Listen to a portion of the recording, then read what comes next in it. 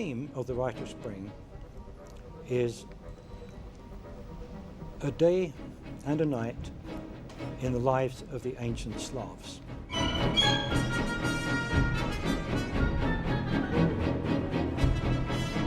It starts off with an old woman, a crone, a witch of 300 years old who knows the secrets of the earth. She teaches the young men to jump. She teaches the young people in the tribe how to jump and warm the earth. That's the beginning of the ritual.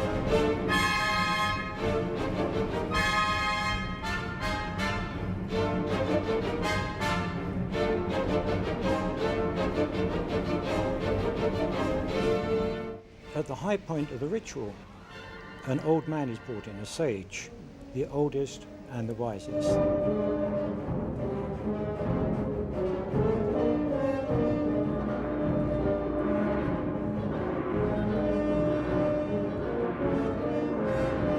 He kisses the earth in the center of the tribal square.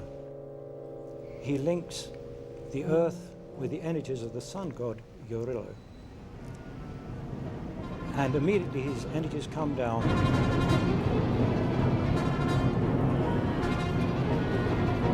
and they have to be danced out by the tribe.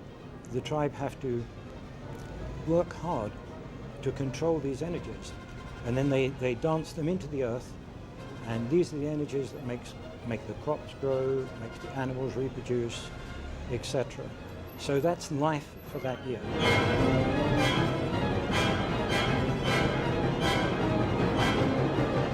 Well, the sun god has to be repaid each year for this. In Act 2, it takes place at night. You have the young women in the mountains divining the future.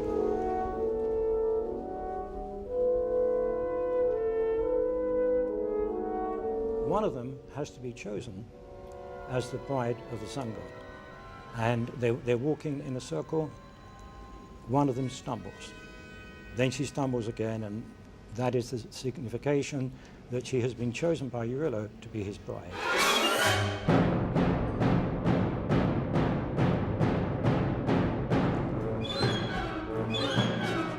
The ancestors come in and they carry out a ritual of inspection.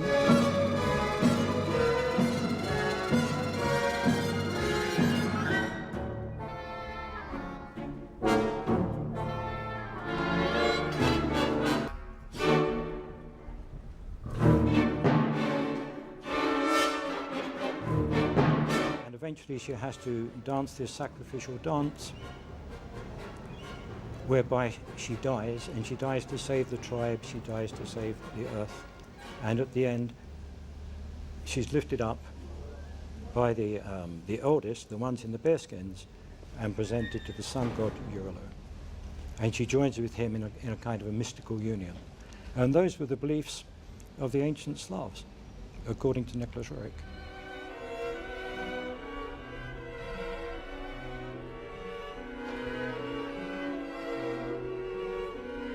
I had heard the stories about Nijinsky, but it was when the diary came to my attention that he became a personage for me, became a mind and an artist, altogether an artist completely.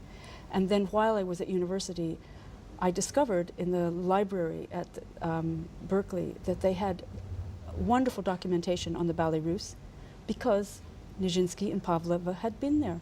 And for me, it was a revelation to see these photographs because they looked to me so contemporary. This was in the 1970s, and it was looking like the street theater that we had at the time, or the singers with their ethnic hairdos and the feet turned in like the fashion photography.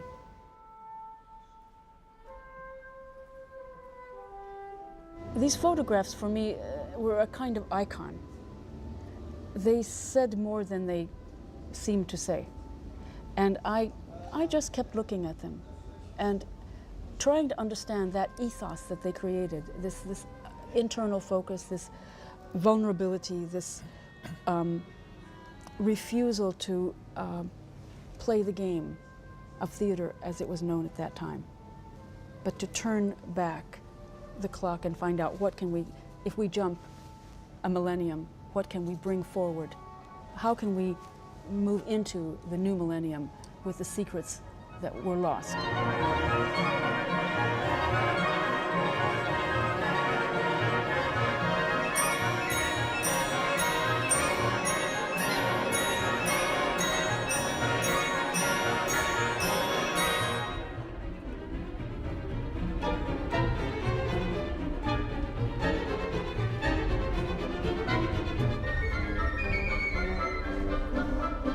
I was so fascinated by this apparent contradiction that this greatest male dancer in the classical tradition from the Mariinsky created a complete revolution based on the contraries, what appeared to be the contraries of that tradition. And I'm not just talking about the turning in of the body and the grounded lower center of gravity in the movement, but the, in a sense, the politics of the company, of the relationship of the dancers to each other. The fact that his idea was that each dancer was a soloist, that the relationship of the dancers as a whole group was critical to the meaning of the work, and that each one had responsibilities like a soloist. In fact, at the end of the first act of the Sakura, everyone does have a solo, 44 simultaneously.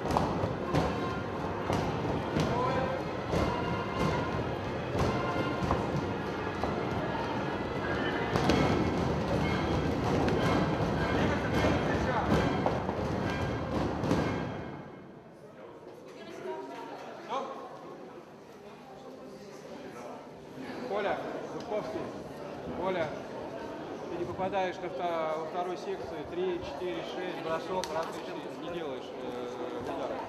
Вторая секция, не первая секция.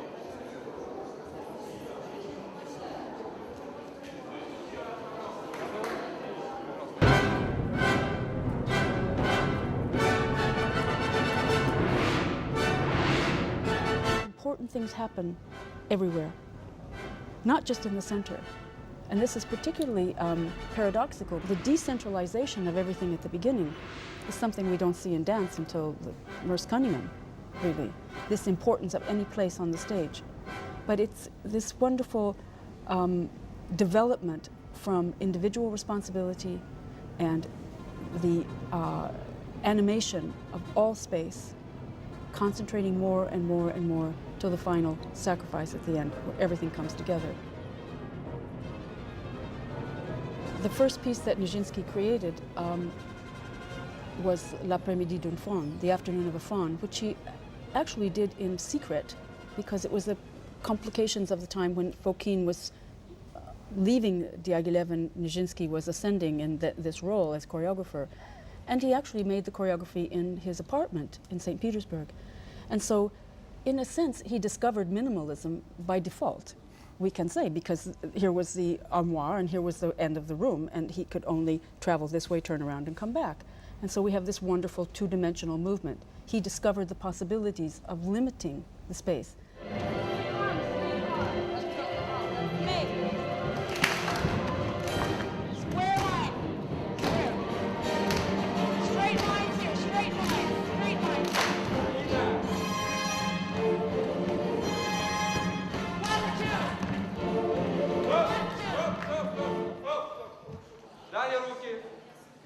Далее руки лицом друг к другу.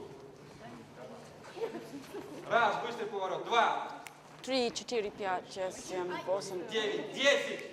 11, 12. Теперь с музыкой делайте то же самое. Готовы?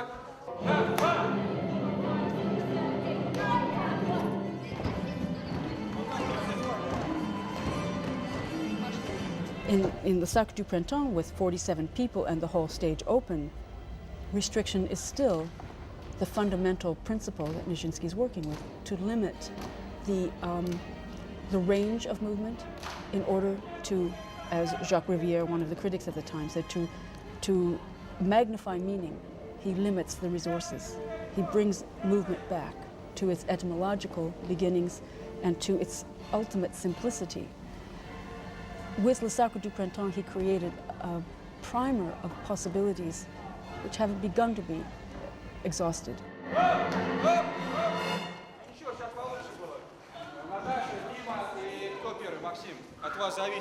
We can say that Nijinsky is the first choreographer, because before that, the person who arranged dances was really a ballet master or an arranger. And that he set the rules. It is true. He also established, we could say, the platform of issues to be dealt with in the art of choreography. And part of it was because he approached the work with such detail. He also removed the great Russian facility of using the face. We look at Eisenstein films, we look at the Ballet Russe pictures, and we see this great expression, magnified expression of the face, and that was changed completely by Nijinsky. He said it's all in the body. So that was a very important rule that he made. The other is that we see, even though he has asked the face to be a mask, he uses eye line. I think this may be because it's contemporary with the beginning of cinema. The eye line of the movement is extremely important. Energy is directed through the direction of the eyes, and not just because everyone suddenly looks one way. All the time, where the eyes are, direct the energy of the stage. And this is an extraordinary thing. Many of these principles in Nijinsky have yet to be really developed in choreography.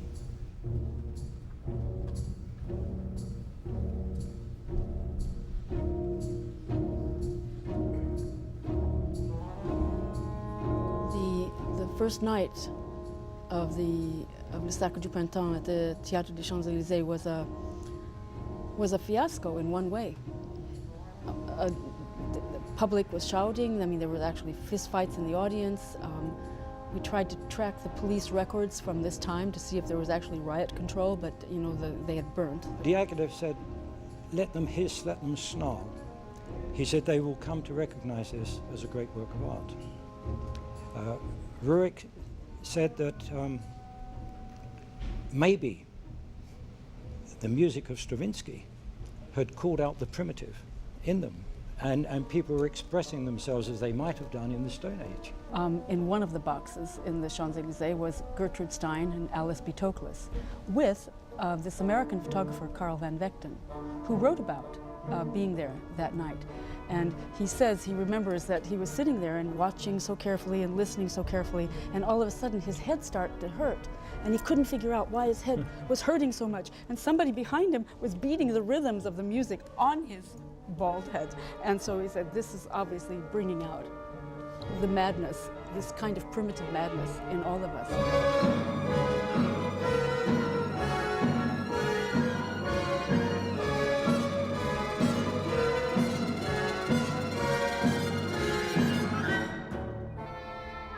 The primitive instincts were coming out.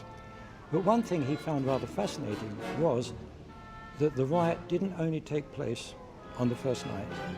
There was some sort of a riot in the succeeding evenings. And he mentions the occasion when he was going into the theatre and he saw one very fashionable lady speaking to another lady and saying, "Do you know what time the riot starts tonight?"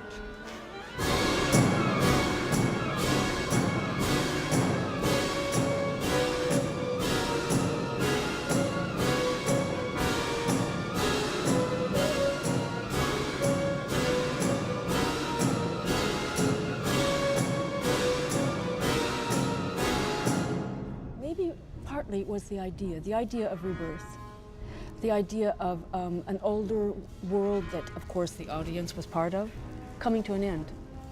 and a new world being born, a world that was quite threatening in some way. We have to think this was the time of Gauguin rejecting Western civilization. And so somehow this work that Nijinsky was asking the dancers to do, which contradicted what was expected. The audience had just seen Sylphide all in white, you know, on point, romantic ballet, and it was an affront. And the music too was an affront. Jacques Rivière said the affront was greater from the dancing than the music. But I mean, certainly it was the synthesis of all of this and these brilliant colors at the same time, and a shock to the public.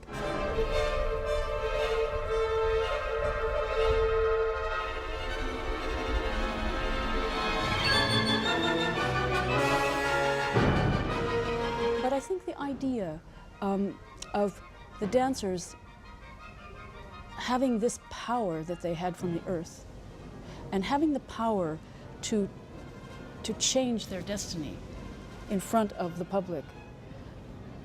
And they come to the end of Act One, and they are all punching the air. I mean, this is a very strong revolutionary image.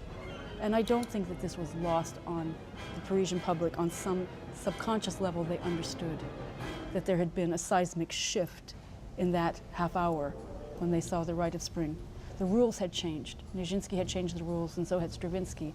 But it wasn't just them. I think it's that they sensed the rules had changed around them. The war was coming, then the revolution. The world would be different. The Belle Epoque was over in that half hour.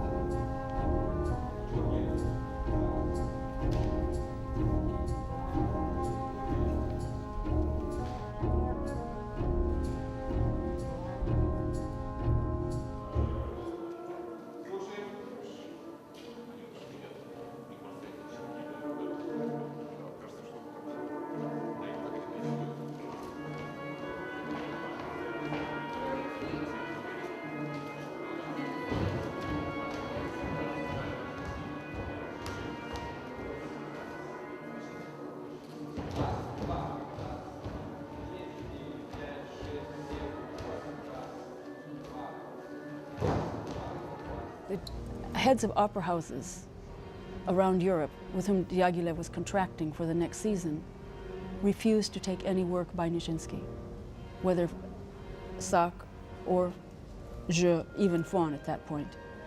And this terrible news, Diaghilev made Nijinsky's sister, Bronislava Nijinsky, bring to Nijinsky. And this was a terribly disruptive experience for Nijinsky because, first of all, he needed Diaghilev to tell him directly. So he felt extremely isolated. And from this moment, we know he had this kind of separation from himself, although I think that he recovered from that.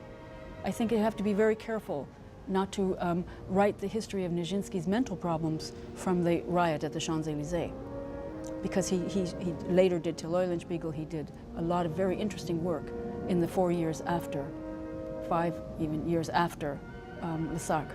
But his work became threatened, for sure.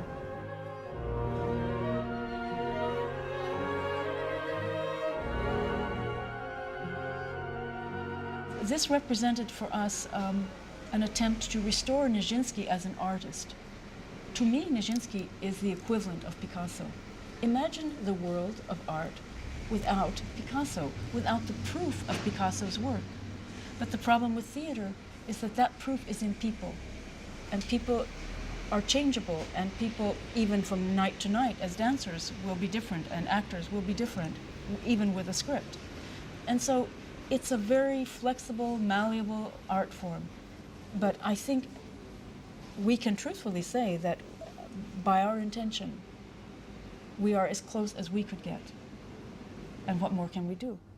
Nijinsky had not written down the choreography himself, as far as anyone knows, after the production. It wasn't the practice to notate in depth, although he knew a system of notation. The Stepanov notation was taught to students at the Mariinsky in the Imperial School. After The Rite of Spring, Nijinsky went on the tour to South America with the rest of the company, and he started work on a very interesting project to Bach, which was going to be a kind of Baroque Rite of Spring, a Baroque sun ritual. On the tour, of course, he got married, and on the tour was the dancer Marie Rambert, who was in the company, who had been his assistant on the Rite of Spring. When she found out that Nijinsky was getting married, because she was more in love with Nijinsky as a person than she was even with his choreography, she decided to leave the company. She went back to London. And once she was back in London, she wrote to Stravinsky and asked for a copy of the piano score, onto which she wrote all that she could remember of what essentially the 5 different counterpointed groups did. And so my reconstruction work involved putting that together with the material that Stravinsky had written on piano scores, which was in his sketches, an appendix to his sketches. So there were 2 musical sources and many, many, many visual sources which are recorded in the book now. And that was fundamentally what I made my notebooks of, together with reams of material from the critics, because it was such a shocking work that it provoked hundreds and hundreds of pages of text. Kenneth and I did a kind of analysis at one point, like an election result of pros and cons for the music, for the decor and costumes, for the choreography. And about half were against the choreography. But as luck has it, the half that were contra, which were really opposed to what Nijinsky did, were the most useful, because they had to explain why they responded with such a vociferous attack on Nijinsky's choreography.